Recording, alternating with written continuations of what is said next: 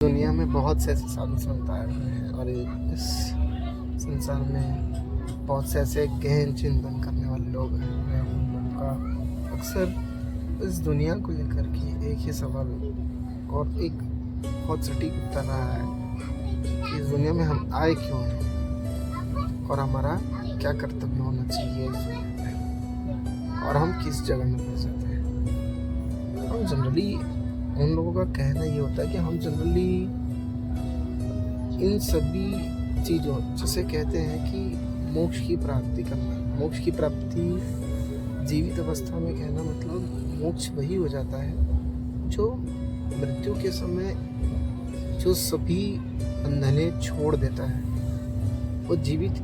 स्थिति में अगर कोई व्यक्ति छोड़ देता है वही एक मोक्ष की सही जानकारी और सही सटीकता की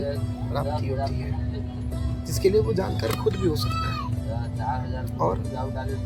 जीवन भर जिसने अपने आप को मिलियनियर बिलियनियर ऐसे कई सारे मतलब पैसे वाले और ये पैसे वाले खुद में ऐसा कि है पैसा नहीं, ऐसा मैं भी कमा रहा हूँ और इतना ज़रूर जानता हूँ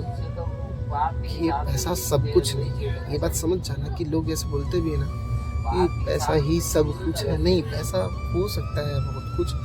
पैसा ही सब कुछ नहीं है और ना ये सत्य है। पैसा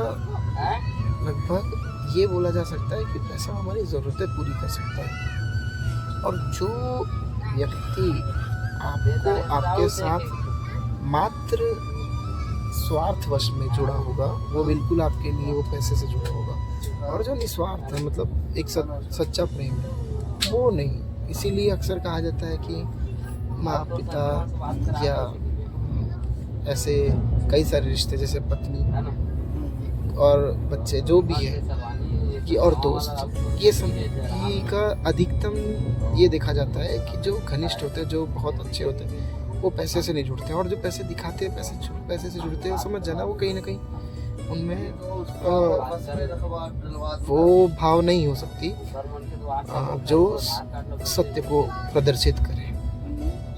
इस बीच में और भी ऐसे चीज़ें हैं जैसे जीवन में बहुत सारे लाइफ में अपन पूरा काम मतलब पूरा सारा जीवन किया, काम ही किया करता रहा, जो चीज़ करते रहे वही करता रहा। ऐसे नहीं, वो तमाम चीज़ें हमको छोड़ के चले जाना है इस जीवन में जिस चीज़ को हम बटोरने के पीछे लगे हुए हैं। तो हमेशा ना ये चीज़ तो बिल्कुल ध्यान रखना कि मतलब आप काम कर रहे हो मगर उस काम में आपकी बिल्कुल उत्साह ये होना चाहिए कि ना कि कोई ऐसा दबाव। देखो किसी काम को टास्क को मिलने पर वो जो दबाव होता है वो प्रेशर तो बिल्कुल होना चाहिए, मगर जो ऐसा काम जो आपकी इच्छा ही ना हो। और कई लोग ऐसे बोलेंगे कि अरे यार ऐसे काम कहाँ मिलते हैं और खुद आप कर सकते हैं, क्योंकि अगर आप इस चीज़ को बढ़ावा दोगे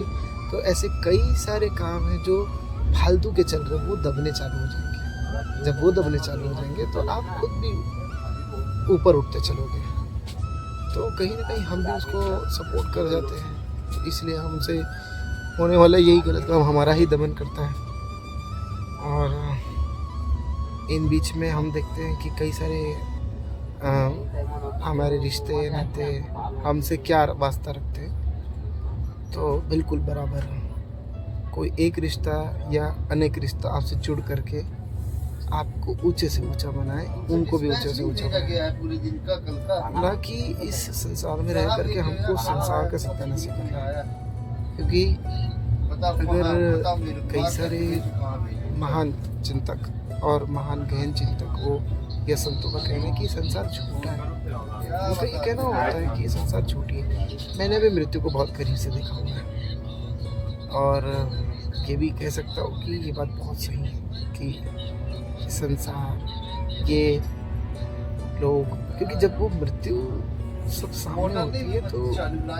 असल सत्य जैसे कई दफ़ा हमने सुना होगा, चाहे बड़े बड़े मतलब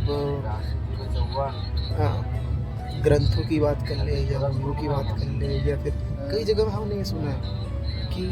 सबसे बड़ा सत्य क्या है, तो कई बार ये आंसर मिलता है कि मृत्यु। और इस मृत्यु को कहना बस ऐसा आसान हो जाता है कि सबसे बड़ा सत्य क्या है, मृत्यु। नहीं, इसको समझ पाना कि वास्तव में मृत्यु सत्य है, वो चीज़ें बहुत रेयर लोगों को समझ आती है। ये समझ पाना बहुत मतलब अपने में भी एक चैलेंज होता है और अपने में बहुत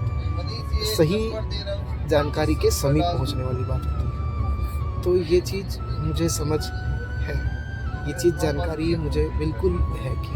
मृत्यु सत्य है, क्योंकि मैंने इस चीज़ को बहुत ही ज़्यादा करीब से देखा हुआ है। तो वो जो और करीब से ना भी देखा होता तो बिल्कुल मैं देखा, जैसे क्या होता है जनरली लोग अपन देखते हैं कि लोग ध्यान कर रहे हैं, ध्यान के बहाने कुछ भी अनप शनप आँख बंद करके कोई दूसरा कपड़ा पहन करके या कुछ भी अपने आप को ऐसे शो करते हैं कि अरे यार मैं बहुत योगी या योगिनी हूँ। ऐसा नहीं, ध्यान में आपको सच तक पहुँचना होता है और जितना आप करीब हो पाते हो उतना आप सच से करीब हो पाते हो उतना आप अपने आप में जीतने लग जाते हो, खुद में जीतना। यानी कि